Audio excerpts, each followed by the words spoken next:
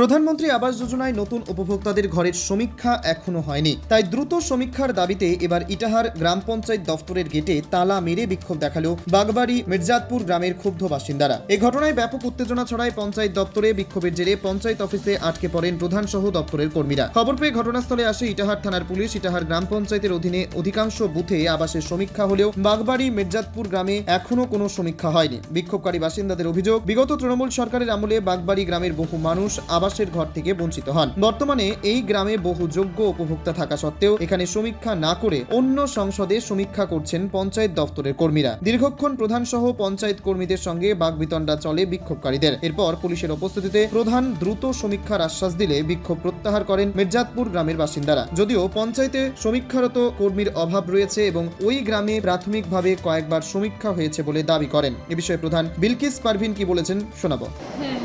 আমাদের ইটাহার গ্রাম পঞ্চায়েতে যে আবাস যোজনার যে কাজটা চলছে, সার্ভে হচ্ছে মূলত নতুন ঘরের। তো সেই সার্ভের জন্য কালকে আমার পঞ্চায়েতে কিছু মেম্বার এবং সেখানকার জনগণ যেই বুথগুলোতে এখনও পর্যন্ত কোনো এনকোয়ারি হয়নি বা কোনো আধিকারিক গিয়ে পৌঁছায়নি, তারা সকলে মিলে আমার কাছে গতকাল এসেছিলেন। তো আমি ওনাদের অভিযোগ যে আমাদের বুথগুলোতে একেবারে একদিনের জন্য যায়নি যে রিপোর্ট। সেখানে পরে আমি যখন ওনাদের অভিযোগ শুনলাম, আমি তখন আমাদের যে আধিকারিক আছে ওনাদেরকে বললাম যে আপনারা একটু রিপোর্টটা আমাকে দেখান, ইটাহার অঞ্চলের কোথায় কি রিপোর্ট আছে।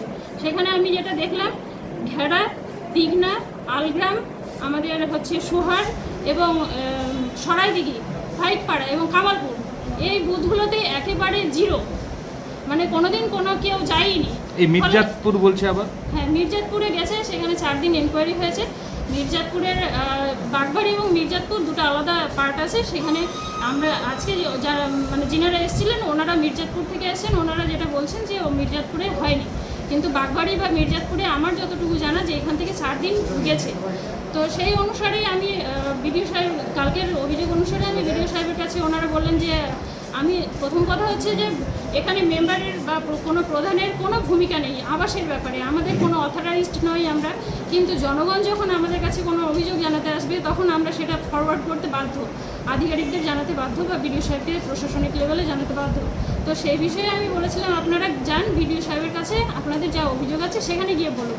কিন্তু উনি বলেছেন যে ওনারা যখন বললেন যে আপনাকেও যেতে হবে আমাদের সঙ্গে, আমরাও যাব। তা আমি গেলাম বাধ্য, আমি যেতে বাধ্য। আমি সেখানে গিয়ে ওদের জানাই বিডিও সাহেবকে যে দেখুন এরকম এলাকা থেকে, যেই এলাকাগুলোতে এখনও যায়নি সেই এলাকাগুলোতে মানুষ বিক্ষুব্ধ হচ্ছে এবং বারবার পঞ্চায়েতে এসে তারা অভিযোগ করছে। পঞ্চায়েতে আমাকে প্রত্যেকদিন একটু অসম্মানের মুখোমুখি হতে হচ্ছে। এই যে বিশৃঙ্খলা তৈরি হচ্ছে, এই ব্যাপারগুলো আপনারা দেখুন। যেনারা এসেছিলেন এনারা ওনাদের ন্যায্য দাবি, ওনাদের ওখানে যদি না হয়ে থাকে ওনারাও স্বাভাবিক জানাবেন যে আমার ওখানে হয়নি, ওনারাও জানাতে এসেছিলেন।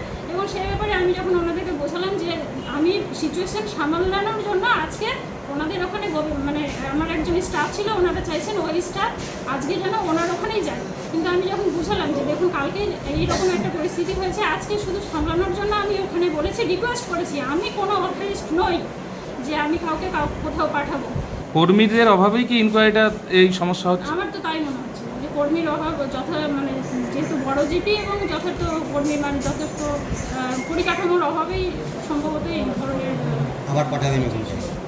হ্যাঁ, এখন তো কিছু করার নেই। আমার আজকে যে ঘটনা ঘটলো, আমার এক্সিকিউটিভ হয়তো গেছেন পত্র বলতে ভিডিও সাহেবের। পাশাপাশি বিক্ষোভকারী বাসিন্দা বিশ্বনাথ দেব শর্মা ও পাউলি সরকার কি বলতে চেয়েছেন শুনে নেওয়া যাক। আমার নাম বিশ্বনাথ দেব শর্মা। কোথায় বাড়ি? মির্জাতপুর। তো আজকে পঞ্চায়েত অফিসে এসেছিলেন, তালা মেরে বিক্ষোভ দেখালেন কেন? আমাদের ঘরের সার্ভে হওয়ার কথা ছিল কালকে। আচ্ছা, অফিসার যাওয়ার কথা ছিল কালকেই, যায়নি। এখন দিন সময় তো শেষ, 15 তারিখে বলে লাস্ট ডেট, তাহলে যাবে কোন দিন যাবে? সেই জন্য আমরা সবাই মিলে, গ্রামবাসী সবাই মিলে আসে তালা মারলাম। প্রথমে কি করলেন? আমরা যে সার্ভে করার কথা তো যায়নি, তো আমরা যে আমরা যা প্রাপ্য পাওয়ার কথা ঘরের, ঠিক আছে, যায়নি। তার জন্য যে আমরা আসছিলেন। হ্যাঁ, তারপরে এখানে কি বললো? এখানে বললো যে যাবে বলে, তারপরে তালা খুললেন? তারপরে তালা খুললাম। তো সব গ্রামবাসীরা অনেকজন এসছেন নাকি? হ্যাঁ। কোথাকার? সব মির্জাতপুর? সব মির্জাতপুর। তো কিসের সার্ভে ছিল? আবাস যোজনা? ঘরের। কিসের ঘর? আবাস যোজনা ঘরের সার্ভে ছিল। হ্যাঁ। আপনার নাম? আমার নাম পারুল সরকার। কোথায় বাড়ি? মির্জাতপুর। কেন এসছেন এখানে? এই ঘরের জন্য আমরা ঘর পাইনি। হ্যাঁ, মাটির ঘর আমাদের ভেঙে গিয়েছে। তো ঘর পাননি? কাজ করার কথা ছিল কিন্তু হ্যাঁ। যায়নি, ওই জন্য আমরা এসেছি এখানে। কালকে যাবে বলেছে। তো আপনারা কি বিক্ষোভ উঠালেন? হ্যাঁ, তারপরে আমরা কাল পরশু 3 দিন যাবে বলে, ওই জন্য তাহলে আমরা খুললাম। বিক্ষোভ উঠিয়ে নিলেন? তো প্রধান কি বললো? প্রধান বললো কালকে পরশু দিন 3 দিন যাবে আর কি। তা আপনাদের ওখানে একদিনও যায়নি? প্রধান তো বলছে 2 দিন গেছে কিন্তু হয়নি সম্পূর্ণ, নাকি? হয়নি। তা আপনারা কি যোগ্য উপভোক্তা? হ্যাঁ, আমাদের হ্যাঁ? বন্যার সময় মাটির ঘর পড়ে গেছে। তারপরে আর এই যে বিগত দিনে পাননি? না, ঘর পাননি? না না, একটাও পাইনি। তা আপনাদের গ্রামে এরকম কতজন আছে পাইনি? অনেকটি আছে, অনেক। তো পাননি? না, আমরা পাইনি। এখন আমরা আশা করেছি বিজেপি সরকার এসেছে তো আমরা ঘর পাবো, এই আশায় আমরা এখানে এসেছি। কিন্তু সার্ভে চলছে, যায়নি? না, সার্ভে এখনো যায়নি। তো সেই মানে যে পাবেন কি সে কি? হ্যাঁ, সেই সন্দেহে জানতে এসেছি। ইটাহার থেকে বিশেষ প্রতিনিধি রিপোর্ট, টাইমস 14 বাংলা। ইন্ডিয়া এখন রিলায়েন্সের ডিস্কো উদযাপন করছে। DISCO অর্থাৎ ডিজিটাল ইন্ডিয়া সেলের ক্রেজি অফারে খুশিতে ডিস্কো করছে। কেউ কেউ ডিসকাউন্টেড ডান্স করছে, আবার কেউ সরাসরি 50% অফে। তাই আপনিও আপনার নিকটতম রিলায়েন্স ডিজিটাল স্টোরে আসুন আর ডিস্কোর মাধ্যমে আপনার পছন্দের ইলেকট্রনিক্স নিয়ে যান। স্বেচ্ছাসেবী সংস্থা খুলতে চান? তাহলে রেজিস্ট্রেশন প্রক্রিয়া শুরু করুন। যে কোনো এনজিও খুলতে চাইলে এনজিও কনসালটেন্সি আপনাকে স্বেচ্ছাসেবী সংস্থার নিবন্ধন করাতে সম্পূর্ণ ডকুমেন্টেশন তৈরিতে পূর্ণাঙ্গভাবে সহায়তা করবে। Section 8 company registration, trust registration, society registration, pan, tan এবং 12A 80G সহায়তা, এনজিও দর্পণ এবং CSR সম্মতি।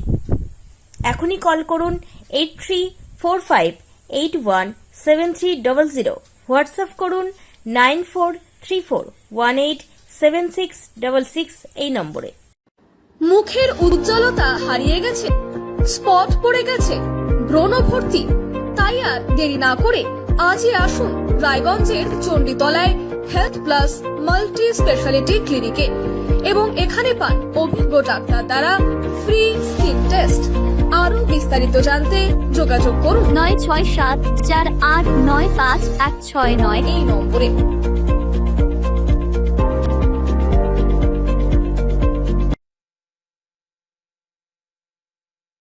আজ তোমার বিয়ে সাজলো নতুন সাজে,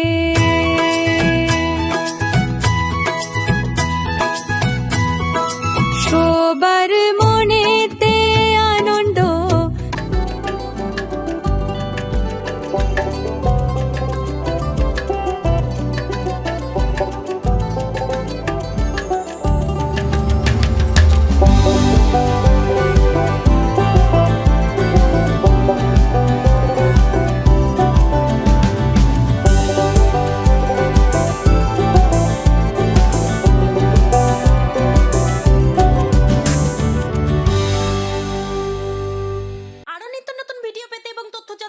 ফেসবুক পেজকে লাইক ও ফলো করে রাখুন। সেই সঙ্গে টাইমস 14 বাংলার ইউটিউব চ্যানেলকে সাবস্ক্রাইব করতে ভুলবেন না।